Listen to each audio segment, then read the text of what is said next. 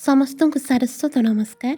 ଭବାନୀ ପାଟନାର ଗାଳ୍ପିକା ତଥା କବି ଶ୍ରୀମତୀ ଲିପ୍ସା ପଟେଲ ମହୋଦୟାଙ୍କର ଏକ କବିତା ଆଜି ମୋ ପାଖରେ। କବିତାର ଶୀର୍ଷକ ସତା।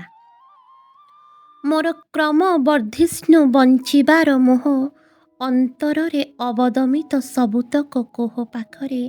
ମାଟି କଣ୍ଢେଇ ପରି ଭାଙ୍ଗେ ମୋର ଏଇ ବଳକା ଆୟୁଷ, ଉଜୁଡ଼ା ସ୍ୱପ୍ନ ସବୁକୁ ଜୀବନ୍ତ କରିବାର ଉଜ୍ଜଳ ଫୁଲ ଝରି। ସେଇ ମୁଠାଏ ଆଶା ଟିକକ ବି ନାହିଁ ଏବେ ମୋ ମନରେ। ଜୀବନର ଶୀତଳ ସମରରେ ଭୁଲି ଗଲିଣି ମୁଁ ସନ୍ଧି କରିବାର କଳା, ସାଲିସ୍ କରିବାର ଅପରୂପ ମନ୍ତ୍ର। ଅକଥନୀୟ ପୀଡ଼ାରେ ଜୁଡ଼ୁବୁଡ଼ୁ ସାମ୍ନାରେ ଯେତେବେଳେ ଆତ୍ମୀୟ ପ୍ରଶ୍ନମାଳା। ଅନେକ ଅଭିପ୍ସାର ବଳିଦାନରେ ରକ୍ତାକ୍ତ ହୃଦୟର ଅର୍ଗଳି।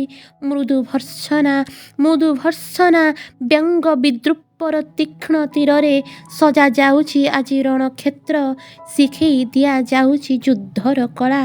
ତଥାପି ଜୀବିତ ମୋ ଭିତରେ ଚେତନାର ସତ୍ତା ଟିକକ, ଆୟୁଷ୍ମାନ ହେଇ ବଞ୍ଚିବାର ସେଇ ମୋହ।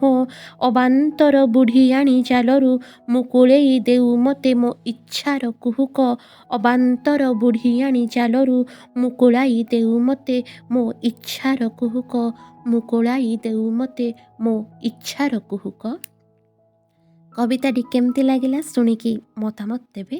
ରହୁଛି, ଧନ୍ୟବାଦ।